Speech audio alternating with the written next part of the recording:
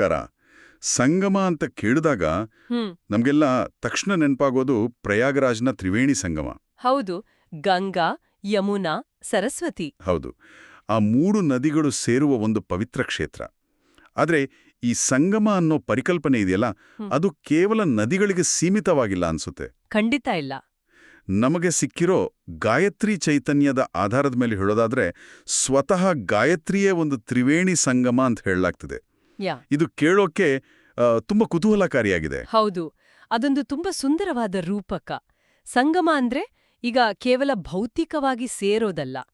ಅಲ್ಲಿ ಒಂದು ಐಕ್ಯತೆ ಇದೆ, ಒಂದು ಪರಿಪೂರ್ಣತೆ ಇದೆ. ಇಲ್ಲಿ ಗಾಯತ್ರಿಯನ್ನ ತ್ರಿವೇಣಿ ಸಂಗಮ ಅಂತ ಕರೆದಾಗ ಭೌತಿಕ ನದಿಗಳ ಬದಲು ಜ್ಞಾನದ 3 ಪ್ರವಾಹಗಳು ಒಂದಾಗ್ತಿವೆ ಅಂತ ಅರ್ಥ. ಜ್ಞಾನದ 3 ಪ್ರವಾಹಗಳ? ಹಾಗಾದ್ರೆ ಯಾವುವು ಆ 3? ಈ ಗಾಯತ್ರಿ ಚೈತನ್ಯದಲ್ಲಿ ಏನ್ ಹೇಳಿದ್ದಾರೆ? ಇಲ್ಲಿ ಸೇರ್ತಿರೋದು ಮೊದಲನೇದಾಗಿ ಗಾಯತ್ರಿ ಛಂದಸ್ಸು, ಅಂದ್ರೆ ಆ ಮಂತ್ರದ ಒಂದು ವಿಶಿಷ್ಟವಾದ ರಚನೆ, ಅದರ ಗಣಿತ. ಸರಿ. ಎರಡನೆಯದು ಗಾಯತ್ರಿ ಮಂತ್ರ, ಅಂದ್ರೆ ಅದರ ಶಬ್ದಶಕ್ತಿ. ಮತ್ತು ಮೂರನೆಯದು ಗಾಯತ್ರಿ ದೇವಿ, ಆ ಮಂತ್ರದ ಹಿಂದಿರೋ ದೈವಿಕ ಚೈತನ್ಯ. ಓ, ಈ 3 ಸೇರ್ಕೊಂಡಾಗ ಮಾತ್ರ ಗಾಯತ್ರಿಯ ಅನುಭವ ಅನ್ನೋದು ಪರಿಪೂರ್ಣ ಆಗೋದು. ಓ, ಹಾಗಾದ್ರೆ ಅದರ ರಚನೆ, ಶಬ್ದ ಮತ್ತು ಚೈತನ್ಯ, ಈ 3ರ ಸಂಗಮವೇ ಗಾಯತ್ರಿ. ಇಲ್ಲಿಂದಲೇ 3 ಅನ್ನೋ ಸಂಖ್ಯೆಯ ಪ್ರಾಮುಖ್ಯತೆ ಶುರುವಾಗುತ್ತೆ ಅನ್ಸುತ್ತೆ ಅಲ್ವಾ? ಹಾ, ಖಂಡಿತ. ಈ ಮೂಲಗಳ ಪ್ರಕಾರ 3 ಅನ್ನೋದು ಕೇವಲ ಒಂದು ಸಂಖ್ಯೆ ಅಲ್ಲ, ಅದು ಇಡೀ ಸೃಷ್ಟಿಯ ಒಂದು ಮೂಲಭೂತ ವಿನ್ಯಾಸ ಅಂತ ಹೇಳ್ಬೋದು. ಮೂಲಭೂತ ವಿನ್ಯಾಸ. ಹೌದು, ನಮ್ಮ ಅಸ್ತಿತ್ವದ ಪ್ರತಿಯೊಂದು ಸ್ತರದಲ್ಲೂ ನಾವು ಈ 3ರ ಮಾದರಿಯನ್ನ ನೋಡಬಹುದು. ಇದನ್ನೇ ತ್ರಿಪಾದರೂಪ ಅಥವಾ ತ್ರಿಧಾ ಪ್ರಕೃತಿ ಅಂತ ಕರೆಯೋದು. ಇದು ತುಂಬಾ ಆಳವಾದ ವಿಷಯ. ಹಾಗಾದ್ರೆ ಈ 3ರ ಮಾದರಿ ಇದು ಬರೀ ಒಂದು ತಾತ್ವಿಕ ವಿಷಯನ ಅಥವಾ ನಮ್ಮ ದಿನನಿತ್ಯದ ಅನುಭವದಲ್ಲೂ ಇದೆಯಾ? ನಮ್ಮಿಂದಲೇ ಶುರು ಮಾಡೋದಾದ್ರೆ ಇದನ್ನ ನಾವು ಎಲ್ಲಿ ನೋಡ್ಬೋದು? ಖಂಡಿತ ನಮ್ಮ ಅನುಭವದಲ್ಲೇ ಇದೆ. ಉದಾಹರಣೆಗೆ, ನಮ್ಮ ಪ್ರಜ್ಞೆಯ 3 ಸ್ಥಿತಿಗಳನ್ನೇ ತೆಗೆದುಕೊಳ್ಳಿ. ಓಕೆ. ಜಾಗೃತ್, ಸ್ವಪ್ನ ಮತ್ತು ಸುಷುಪ್ತಿ. ಅಂದ್ರೆ ಎಚ್ಚರದ ಸ್ಥಿತಿ, ಕನಸಿನ ಸ್ಥಿತಿ ಮತ್ತು ಗಾಢ ನಿದ್ರೆಯ ಸ್ಥಿತಿ. ಹೌದಲ್ಲವೇ?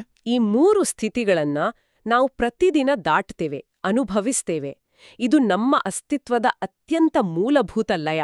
ನಿಜ. ಇದನ್ನ ನಾವೆಂದೂ ಈ ದೃಷ್ಟಿಯಿಂದ ನೋಡಿರಲಿಲ್ಲ. ಸರಿ, ಪ್ರಜ್ಞೆಯ ಮಟ್ಟದಲ್ಲಿ ಈ 3 ಸ್ಥಿತಿಗಳಿದ್ರೆ ನಮ್ಮ ಶರೀರದಲ್ಲೂ ಈ ನಿಯಮ ಅನ್ವಯಿಸುತ್ತಾ? ಖಂಡಿತಲಾಗಿಯೋ.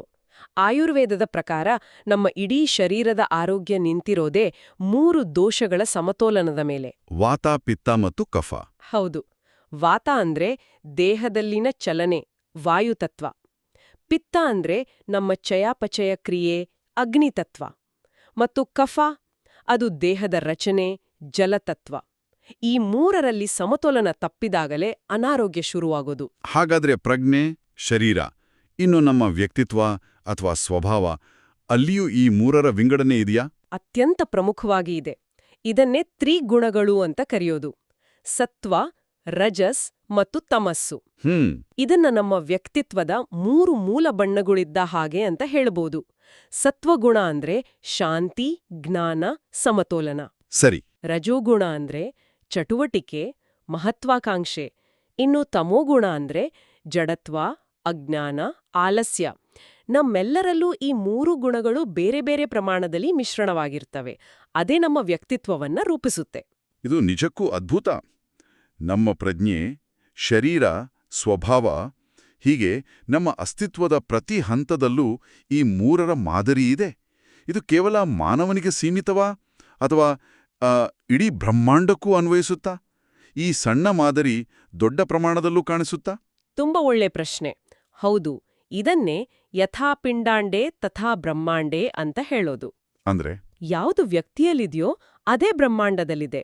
ಈಗ ಬ್ರಹ್ಮಾಂಡದ 3 ಮುಖ್ಯ ಕ್ರಿಯೆಗಳನ್ನೇ ನೋಡಿ: ಸೃಷ್ಟಿ, ಸ್ಥಿತಿ ಮತ್ತು ಲಯ. ಉತ್ಪತ್ತಿ, ಪಾಲನೆ ಮತ್ತು ವಿನಾಶ. ಹೌದು, ಈ 3 ಕ್ರಿಯೆಗಳನ್ನು ನಡೆಸುವ ಶಕ್ತಿಗಳೇ ತ್ರಿಮೂರ್ತಿಗಳು. ಬ್ರಹ್ಮ, ವಿಷ್ಣು, ಮಹೇಶ್ವರ. ಸರಿ, ಬ್ರಹ್ಮ ಸೃಷ್ಟಿಕರ್ತ, ವಿಷ್ಣು ಪಾಲಕ ಮತ್ತು ಶಿವಲಯಕರ್ತ. ಇದನ್ನು ನಾವು ಕೇಳಿರ್ತೀವಿ, ಆದ್ರೆ ಇದೇ ಮಾದರಿ ನಮ್ಮಲ್ಲೂ ಇದೆ ಅಂತ ಯೋಚಿಸೇ ಇರಲಿಲ್ಲ. ದೇವಿಯರು ಸರಸ್ವತಿ, ಲಕ್ಷ್ಮಿ ಮತ್ತು ಪಾರ್ವತಿ. ನಿಖರವಾಗಿ. ಸರಸ್ವತಿ ಜ್ಞಾನಶಕ್ತಿ, ಅಂದ್ರೆ ಸೃಷ್ಟಿಗೆ ಬೇಕಾದ ಅರಿವು. ಲಕ್ಷ್ಮಿ ಕ್ರಿಯಾಶಕ್ತಿ ಅಂದ್ರೆ ಪಾಲನೆಗೆ ಬೇಕಾದ ಸಂಪತ್ತು ಮತ್ತು ಸಮೃದ್ಧಿ, ಮತ್ತು ಪಾರ್ವತಿ ಇಚ್ಛಾಶಕ್ತಿ ಅಂದ್ರೆ ಪರಿವರ್ತನೆಗೆ ಬೇಕಾದ ಸಂಕಲ್ಪ ಶಕ್ತಿ.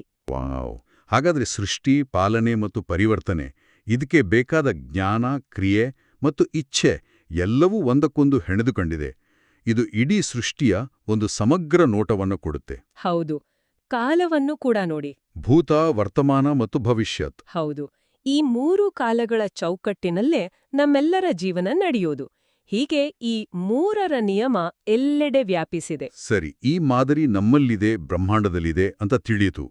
ಗಾಯತ್ರಿ ಚೈತನ್ಯದ ಪ್ರಕಾರ ಈ ಜ್ಞಾನವನ್ನು ನಮ್ಮ ಆಧ್ಯಾತ್ಮಿಕ ಬೆಳವಣಿಗೆಗೆ ಅಥವಾ ಒಂದು ಉತ್ತಮ ಜೀವನ ನಡೆಸಲು ಹೇಗೆ ಬಳಸ್ಕೊಳ್ಬೋದು? ಇದಕ್ಕೇನಾದ್ರೂ ಮಾರ್ಗಗಳಿವೆಯಾ? ಖಂಡಿತ. ಮೋಕ್ಷ ಅಥವಾ ಮುಕ್ತಿಯನ್ನ ಸಾಧಿಸಲು 3 ಪ್ರಮುಖ ಮಾರ್ಗಗಳನ್ನ ಹೇಳಿದ್ದಾರೆ: ಜ್ಞಾನಯೋಗ, ಭಕ್ತಿಯೋಗ ಮತ್ತು ಕರ್ಮಯೋಗ. ಜ್ಞಾನಯೋಗ ಅಂದ್ರೆ ತತ್ವವನ್ನ ಅರಿಯೋ ಮೂಲಕ ಸತ್ಯವನ್ನ ಸೇರೋದು. ಭಕ್ತಿಯೋಗ ಅಂದ್ರೆ ಸಂಪೂರ್ಣ ಶರಣಾಗತಿ, ಪ್ರೀತಿಯ ಮೂಲಕ ದೇವರನ್ನ ಸೇರೋದು. ಇನ್ನು ಕರ್ಮಯೋಗ ಅಂದ್ರೆ ಯಾವುದೇ ಫಲಾಪೇಕ್ಷೆ ಇಲ್ಲದೆ ತನ್ನ ಕರ್ತವ್ಯವನ್ನ ನಿಭಾಯಿಸೋದು. ಅಂದ್ರೆ ಪ್ರತಿಯೊಬ್ಬರ ಸ್ವಭಾವಕ್ಕೆ ತಕ್ಕ ಹಾಗೆ ಬೇರೆ ಬೇರೆ ದಾರಿಗಳಿವೆ ಅಂತಾಯ್ತು. ಒಬ್ಬ ಜ್ಞಾನಿಗೆ ಜ್ಞಾನ ಮಾರ್ಗ ಸರಿ ಅನಿಸಬಹುದು, ಒಬ್ಬ ಭಾವನಾತ್ಮಕ ವ್ಯಕ್ತಿಗೆ ಭಕ್ತಿ ಮಾರ್ಗ ಹತ್ತಿರವಾಗಬಹುದು.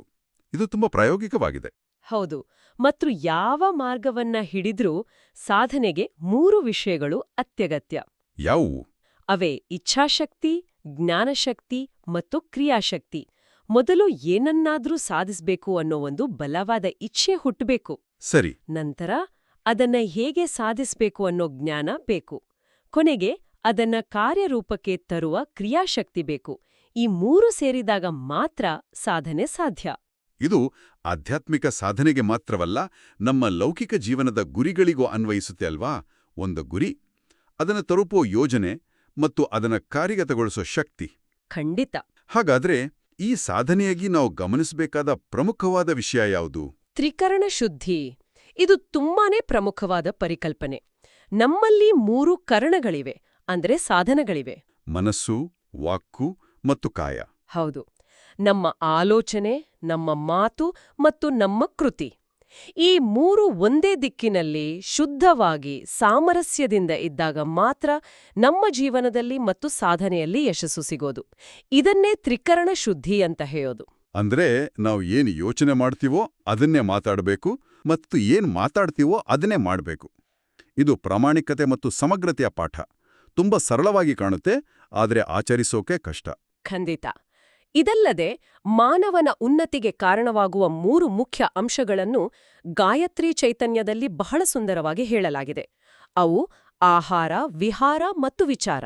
ಆಹಾರ, ವಿಹಾರ, ವಿಚಾರ. ಹೌದು. ನಾವು ಸೇವಿಸೋ ಆಹಾರ, ನಮ್ಮ ದೈನಂದಿನ ನಡವಳಿಕೆ ಮತ್ತೆ ಜೀವನ ಶೈಲಿ, ಹಾಗೆ ನಮ್ಮ ಮನಸ್ಸಿನಲ್ಲಿರೋ ಆಲೋಚನೆಗಳು, ಈ 3 ನಮ್ಮ ಜೀವನದ ದಿಕ್ಕನ್ನ ನಿರ್ಧರಿಸುತ್ತವೆ. ನಾವಿವತ್ತು ಚರ್ಚೆ ಆರಂಭಿಸಿದ್ದು ಗಾಯತ್ರಿನ ಒಂದು ಸಂಗಮ ಅಂತ. ಈಗ ಈ ಎಲ್ಲಾ ವಿಷಯಗಳನ್ನು ಕೇಳಿದ್ಮೇಲೆ ಆ ಸಂಗಮದ ಅರ್ಥ ಇನ್ನೂ ಆಳವಾಗ್ತದೆ.